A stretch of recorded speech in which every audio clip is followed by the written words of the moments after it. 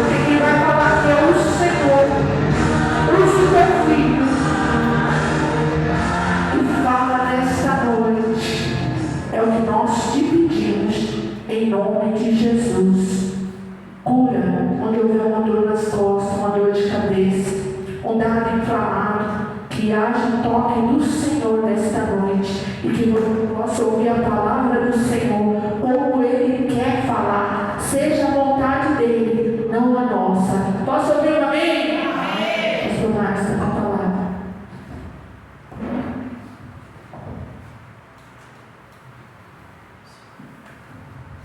Glória a Deus, louvado seja Deus. Mais um culto de domingo, a qual o Senhor nos preparou para estar na sua santa presença, para não somente pedir, mas para agradecer por mais uma semana que se foi, por mais um mês que se encerrou e o Senhor nos deu vitória, por tudo que o Senhor tem feito nesses dias, através da sua santa presença, do nosso coração e da nossa sinceridade a Deus. Porque quando buscamos a Deus de todo o coração, com toda a sinceridade, e dizemos: Senhor, eis-me aqui, Senhor, eu sou falho, eu sou pecador, mas o Senhor conhece o meu coração e sabe que eu tenho sinceridade diante de Ti. O Senhor sabe que eu e você somos falhos, que em algum momento nós vamos errar, nós vamos pecar, mas o Senhor sabe que se dobrarmos os nossos joelhos, abrirmos a nossa boca, rasgarmos o nosso coração e falar: Senhor, me perdoa, e dá mais uma oportunidade, o Senhor vai nos perdoar.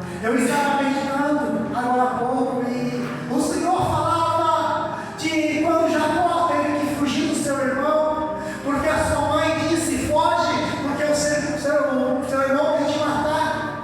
Foge, porque ao passar o luto da morte do seu pai, ele vai vir para te matar, porque Jacó, muitos falam que Jacó roubou a bênção do seu irmão Esaú, mas a verdade, essa é uma verdade mentirosa, porque Jacó não roubou a bênção do seu irmão. Jacó simplesmente comprou, porque o seu irmão estava vindo do Seara, estava no sol escaldante, e ele tinha feito uma sopa de lentilha, e o seu irmão estava com fome. Ele disse: o que é isso aí? É uma sopa de lentilha, e nada vem de graça. Ele disse: me dá essa sopa. Mas ele disse: você quer essa sopa? Então me dê a sua primogenitura. E ele vendeu a sua bênção. Jacó não roubou. Muitos pregadores falam que Jacó roubou, mas Jacó não roubou. Jacó vendeu, e ele foi justo. Ele falou: me vende. Ele foi e vendeu a sua bênção por um prato de lentilha. E quando ele estava fugindo, ele simplesmente deitou, foi dormir e colocou a sua cabeça numa pedra, e ali o Senhor se apresentou a ele. Ele viu uma escada subindo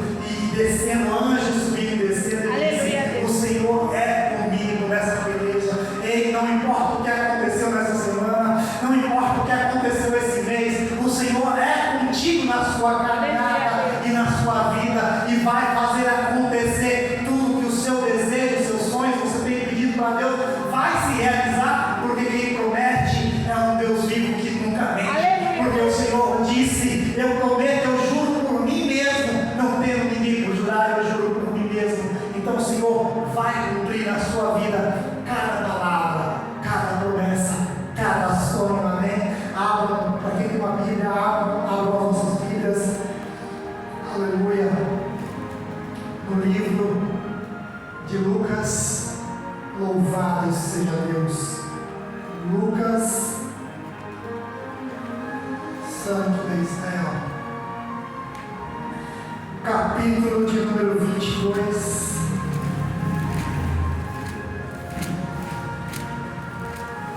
Louvado seja Deus. A partir do versículo 39. Lucas, capítulo 22, versículo de número 39. Louvado seja Deus. Quem encontrou, diga amém.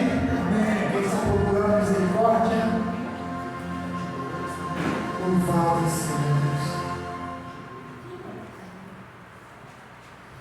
O título, o subtítulo da minha Bíblia diz: Jesus no Getsemane. E saindo, foi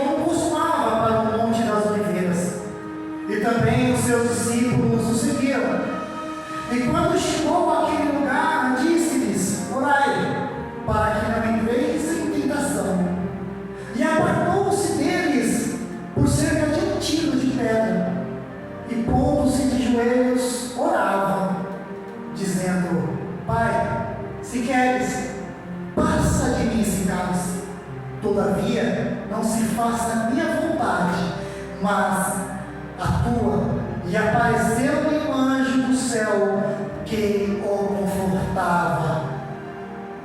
E apareceu um anjo do céu que lhe o confortava. E o 44 diz: e posto em agonia, orava mais intensamente, e o seu suor tornou-se em grandes gotas de sangue que corriam até o chão.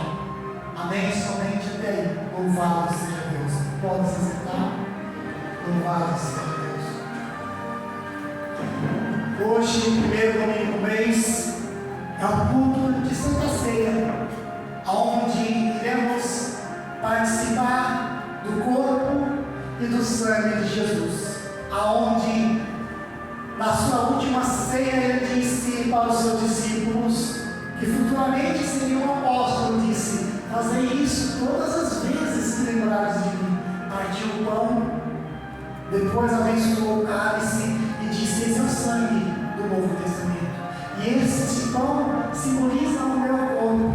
Hoje nós temos a oportunidade de mais um mês participar do corpo e do sangue do Senhor. Mas aí você fala: Senhor, eu falei tanta besteira essa semana, esse mês.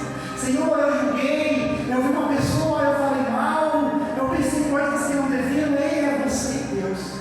O que pode te afastar da presença de Deus? A doença, a calúnia, a murmuração, os conflitos deste mundo, as acusações. Nada pode te afastar da presença de Deus. A única coisa que afasta eu e você da presença de Deus somos nós mesmos. E a blasfêmia contra o Espírito Santo de Deus. A única que não tem perdão, blasfemou contra o Espírito Santo de Deus. Pode vender sua Bíblia, dar, sai da igreja, vai fazer tudo o que você tinha vontade de fazer. Porque mesmo continuando dentro da igreja, você não vai entrar no reino dos céus. Louvado seja Deus. Nós sabemos que desde o Velho Testamento, o Senhor deixou para o seu povo a Páscoa e disse para o povo, antes de libertar, antes de enviar a última praga, que era a praga da morte para os filhos primogênitos, falou assim: fazei uma festa, pega o sangue deles e separa. E esse sangue você passa nos umbrais, a porta, das janelas, porque vai vencer no sinal e comemora o dia inteiro. Mas à noite vocês guardam, se entram dentro de casa, se guardam, porque o anjo da morte vai passar. E aquele que estiver sem a marca, o anjo vai entrar e matar o primogênito. Porém, quem estiver com a marca, o anjo da morte vai passar direto. E o Senhor disse: guardai o sábado, guardai o dia da semana para adorar e bendizer o homem, para lembrar de todos os feitos que será feito aqui na terra do Egito. E o povo israelita tomou isso à risca. Todos os anos começaram a Páscoa. Todos os anos eles começaram a lembrar dos feitos que o Senhor Deus fez na libertação desde o Egito até os dias atuais. E aí chega um tempo que o Senhor começa a falar pelo profeta Isaías que iria enviar o Messias. E esse seria grande, porém iria ser rejeitado pelo seu próprio povo. O Senhor Jesus, ele veio para um povo que, mesmo conhecendo a palavra, ele ia negar. Porque o Senhor, ele não veio para os gentios, mas ele veio para os doentes, veio para aqueles que não conhecem a palavra, veio para aqueles que estão perdidos, porque aqueles que já são encontrados, que já são curados, esses não necessitam de Jesus, esses não necessitam de médico, porque se você não tem doença nenhuma, o que você vai fazer no médico? Se você já conhece a palavra de Deus, se você já ora, já jejua, já busca, já se consagra a Deus, para que o Senhor, Jesus vai se apresentar para você, vai dizer: olha, vai para o povo que ainda não conhece a minha palavra, vai lá e prega, fala, porque eu ainda tenho salvação. Porque querendo ou não, em no século 23, 24 que nós estamos vivendo, ainda há povo, ainda há nações, ainda há pessoas que não conhecem a palavra de Deus. Tem países que a Bíblia ela não pode ser aberta, que uma pessoa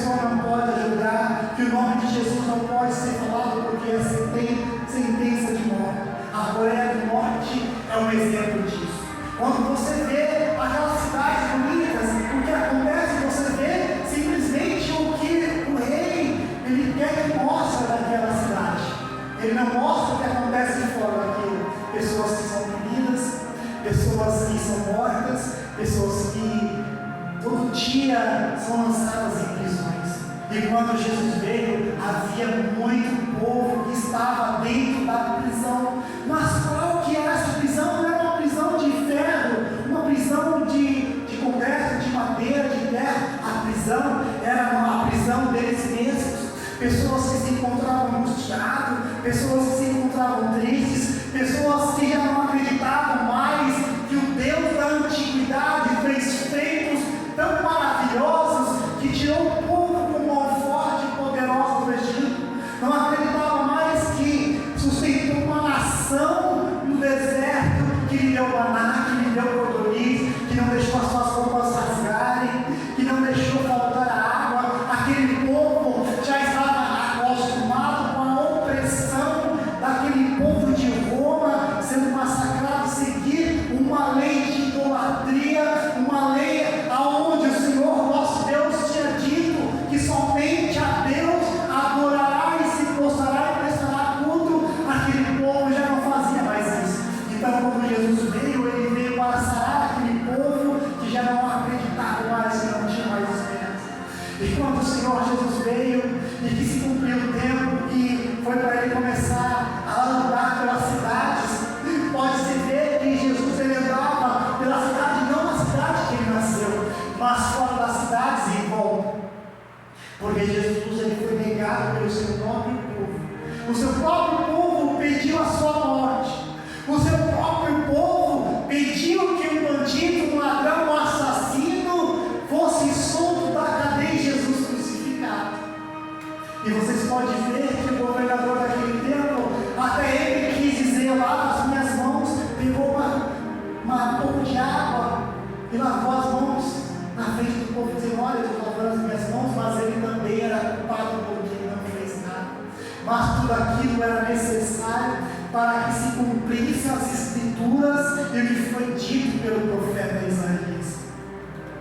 Percebe-se que quando o povo de Deus, ou quando qualquer um de nós estamos angustiados, estamos aflitos, nós não queremos falar com ninguém, nós não queremos contato com ninguém. Sabe por quê? Porque no momento da dificuldade, no momento da dificuldade, da raiva, do estresse, se alguém falar alguma coisa que nós não gostamos, nós vamos ser trucados muitas vezes com palavras duras e que será difícil de reverter. Então nós queremos ficar sozinhos. Quando somos humilhados, nós queremos trancar no nosso quarto e chorar. E quando Jesus chegou ao tempo dele, ele simplesmente não tinha acabado de falar com os seus discípulos, tinha acabado de falar com uma multidão. Jesus tinha orado pelos seus discípulos, tinha dado as instruções acerca das coisas que eles deveriam fazer, e ele simplesmente se recolheu para o monte para poder orar, para poder ficar sozinho. Seus discípulos o acompanharam. Em certo momento do trajeto era necessário fazer aquele trajeto sozinho. Ele disse: fica aqui, vigia e ora para que não entrais em tentação, para que vocês não percam, para que vocês não errem. Fique aqui e vigie, porque eu vou subir um pouco mais e vou orar. Às vezes, no momento da nossa dor, no momento da nossa dificuldade, nós não queremos contato com as pessoas, mas nós queremos se trancar sozinhos e conversar com Deus. Como queremos analisar tudo que deu de errado, pegamos aqueles planos que nós fizemos e disse: eu tinha esse plano para esse mês, eu tinha esse plano para esse ano, porém as coisas começaram a sair do controle, o carro começou a quebrar, as dívidas começaram a aumentar, tive que estourar o limite do cartão de crédito, aí eu veio o salário e não consegui pagar nenhum outro, eu tive simplesmente que ir lá e parcelar tudo, e as dívidas começaram a aumentar.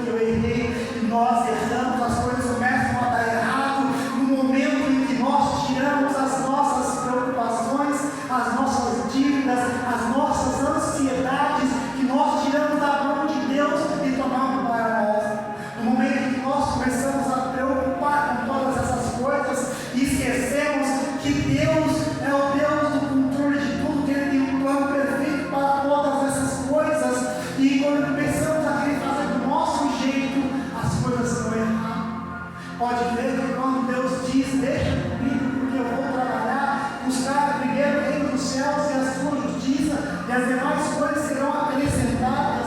Quando nós começamos a fazer isso, de fato as coisas começam a dar certo. Jesus começa a assumir um pouco mais e falar para os seus discípulos ficarem lá. Ele quer ficar sozinho porque é um momento que ele tem que ficar sozinho, porque está chegando a hora a qual ele foi enviado, porque Jesus ele foi enviado para uma missão e para um momento, e querendo ou não, ele sabia que aquele momento de ser preso, de ser crucificado, iria chegar. Mas o Senhor Jesus estava andando no meio dos seus discípulos, no meio do seu povo, e ele estava gostando daquilo. E quando começava a chegar o momento, o dia dele ser preso, dele ser morto, ele começava a se angustiar, a ficar aflito, porque ele também não queria sair da terra, porque estava bom levar a palavra de Deus, estava bom falar do amor do Pai, do reino celestial, estava bom fazer cura, ressuscitar mortos, estava bom ver o povo se converter. Mas às vezes o povo ele se converte de boca, mas de coração não se converte, porque muitos falam Senhor, Senhor, da boca da boca para fora, mas no seu coração não tem maldade, no seu coração não tem calúnia, no seu coração tem o que há de pior. Muitos se dizem de Deus, mas na verdade não tem nada de Deus, porque eles querem falar palavras bonitas e ganhar o povo.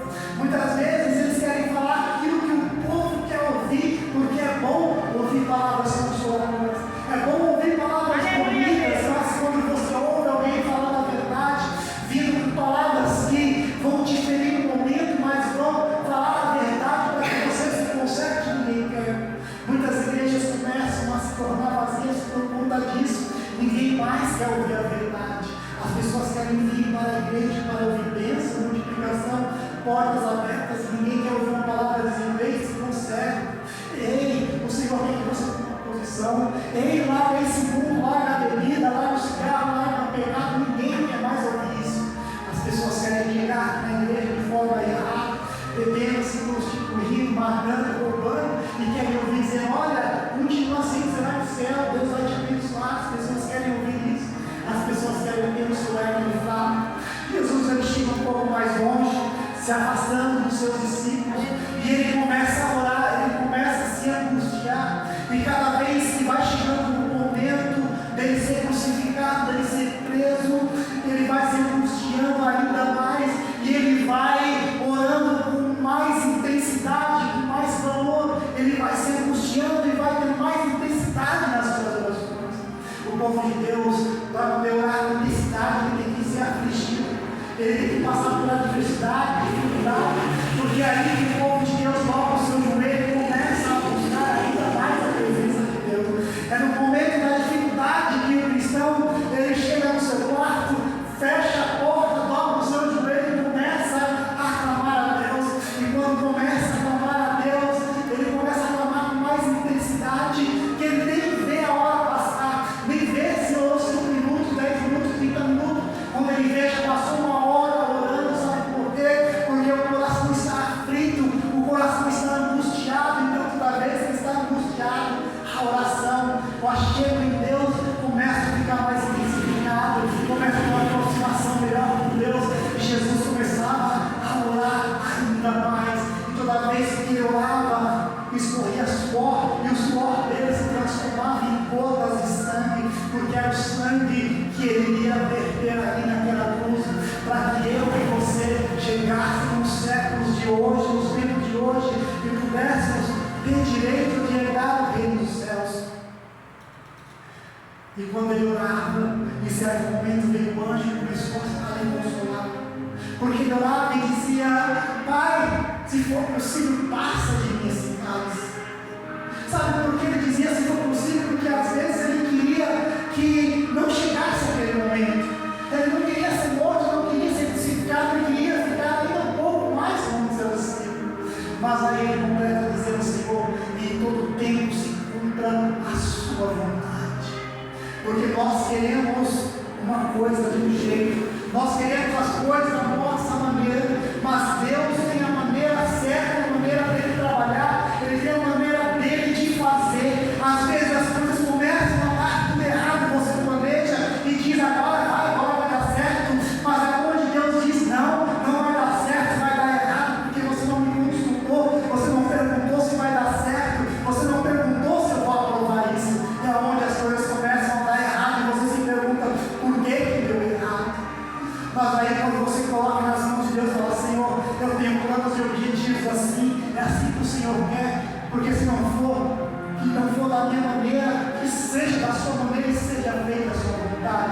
porque a vontade de Deus é a vontade que vai prevalecer. A vontade que o Senhor Deus quer é que vai ficar para mim e para a sua vida, porque tudo que vem de Deus, Ele vai permanecer, é perfeito. Tudo que vem de Deus, e Deus vai te entregar de uma forma correta, vai permanecer. Você está pedindo uma bênção ao Senhor, mas às vezes você está pedindo da forma errada.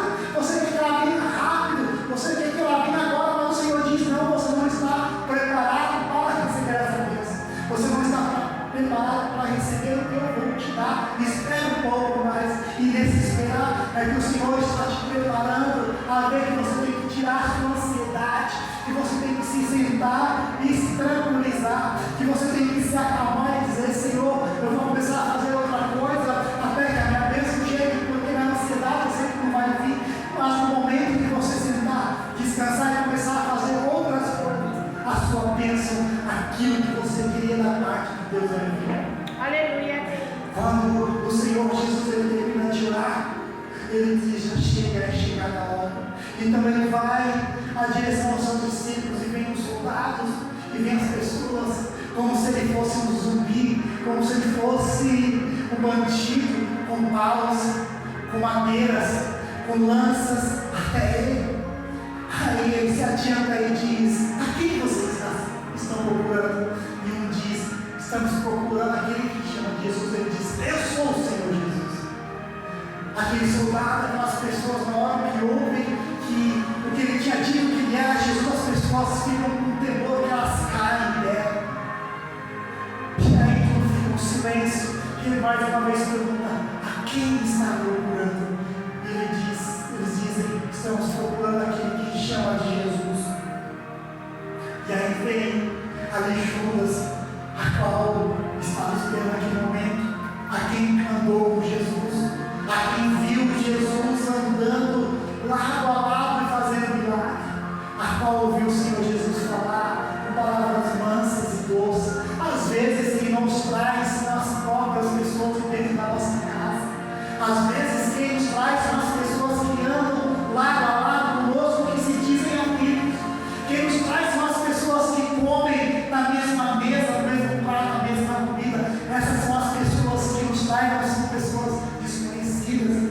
Não são pessoas que vêm do Ceará, da Bahia, dos Estados Unidos, da Argentina, da Rússia, da Ucrânia, que vem aqui e diz a gente diz: olha, vem aqui para te trair, não. São pessoas que estão do nosso lado, pessoas que nós nem imaginamos que iríamos trair. Judas vem em sua direção e olha para Jesus e disse: faz o que você tem que fazer. E Judas lhe dá um beijo. E na hora que ele me dá um beijo, ele diz: é um beijo que tu me trai. As pessoas que vão nos trair, ou que nos traem, ela nos trai de uma forma tão inesperada que nós nem imaginamos e perguntamos: mas eu não acredito que essa pessoa teve coragem de falar isso. Eu não acredito que essa pessoa teve coragem de fazer isso. Eu não acredito que essa pessoa. Eu poderia esperar qualquer coisa de um inimigo, mas dessa pessoa, o nosso maior erro é achar que vai nos trair nossos inimigos. Os nossos inimigos estariam esperando apenas um deslize, mas o nosso amigo não está esperando apenas uma brecha para nos trair. E isso em todo lugar, é até no local de trabalho. Mas sabe por quê? Por causa de um cargo maior, de um setor de serviço melhor, de um salário melhor. Então pensa que amigos vão chegar e vai dizer para você: olha, fulano falou isso de você, fulano falou não. Aquela pessoa mais perto de você vai ficar te observando, ouvir as suas palavras, e depois levar e pegar e tomar o que é seu, por causa de coisas poucas. Mas aquilo que Deus te dá, Ele não toma, somente você perde. Foi por isso que o Senhor Jesus disse para os seus discípulos: fique aqui e vigiai, para não entreis em tentação. A tentação está em todo lugar, em todo momento, onde nós menos esperamos, está a tentação. Mas que tentação você está falando? É isso? De tédio ou não? A tentação é de tudo. Às vezes o papai está limpando a casa de alguém, tem lá um pouco de dinheiro que está precisando. Aí você fala: ninguém sabe, ninguém vai saber, mas Deus está vendo.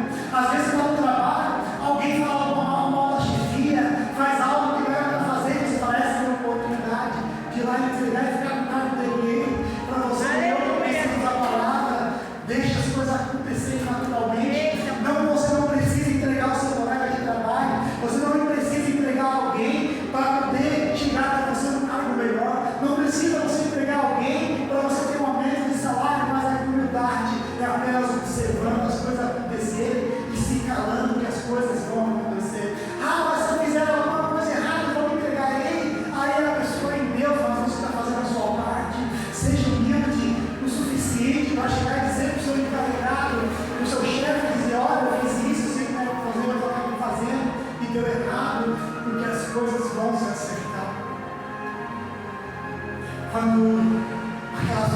pessoas vão prender Jesus, aquele soldado vai prender Jesus, ele toca em Jesus, aí vem Pedro, saca a espada e arranca e corta a orelha do soldado já por normal. Senhor Jesus, observa, balança a cabeça e diz: Pedro, não foi isso que eu te ensinei. Coloca a orelha dele no lugar, é chegar na minha volta. Mas o Senhor Jesus também diz: olha, deixa eles irem, porque eles não têm nada a ver com isso. É somente comigo que vocês querem, para se cumprir a palavra que estava em Isaías, que dizia também que nenhum dos seus iriam ser feito nenhum dano, ou seja, nenhum discípulo do Senhor Jesus iria morrer naquele dia, mas iriam ser perseguidos mais adiante. A palavra que eu tenho para dizer para você hoje é: você está angustiado, você está triste, você está ansioso, se separe de todo mundo, se recolhe e vai chorar diante dos pés do Senhor, fale com Deus. A situação pode não estar fácil, pode estar tudo dando ao contrário daquilo que você imaginou e que você pensou. A situação pode ter saído do seu controle, mas está no seu controle, nas mãos de Deus, porque Ele sabe porque o momento disso tudo deve acontecer. Está ansioso? Tire a sua ansiedade. Está preocupado? Tire a sua preocupação e deixa o Senhor Deus trabalhar. Está precisando de momento para falar com Deus? Se recolha sozinho no quarto e vai falar com Deus. Ah, você não consegue falar no quarto, não consegue falar na cozinha, se recolhe aonde você pode, dentro do carro, dentro do banheiro, um lugar onde você vai ficar sozinho e ninguém vai ouvir a sua oração na sua mente. Você, Deus, se recolha sozinho, porque é sozinho que o Senhor fala com o teu povo. Ele não vai falar com você no meio da multidão, mas Ele vai falar com você quando você se recolher de todo mundo, se afastar e se ligar com a sua mente, seu coração, somente Deus. É onde Deus vai trabalhar. Compreensão da ceia. Então reflita hoje no que você fez ou deixou de fazer. Não precisa chegar para ninguém, como alguns pastores falam: ei, você que fez algum pecado, vem cá na frente. Ei, isso é humilhar a pessoa, é expor a pessoa ao ridículo, querer chamar a atenção, mas somente você e Deus. Reflita e participe do corpo do sangue de Jesus. E a palavra está no primeiro dia.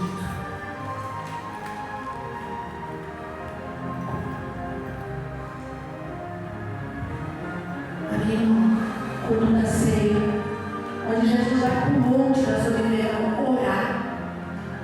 E quando ele começa a orar, ele disse: Pai, passa de mim este cálice, sem que eu beba. E ele ora mais intensamente ainda, como Deus estava falando aqui. Só que já vou concluir essa palavra. O que me chamou mais atenção foi a palavra do início que o pastor falou sobre Jacó e Esaú, dois irmãos. Tinha uma bênção. Jacó era o irmão mais novo, Esaú era o mais velho. Porém, Jacó, ele queria muito aquela bênção. Ele falou: eu vou agir com estratégia. Meu irmão está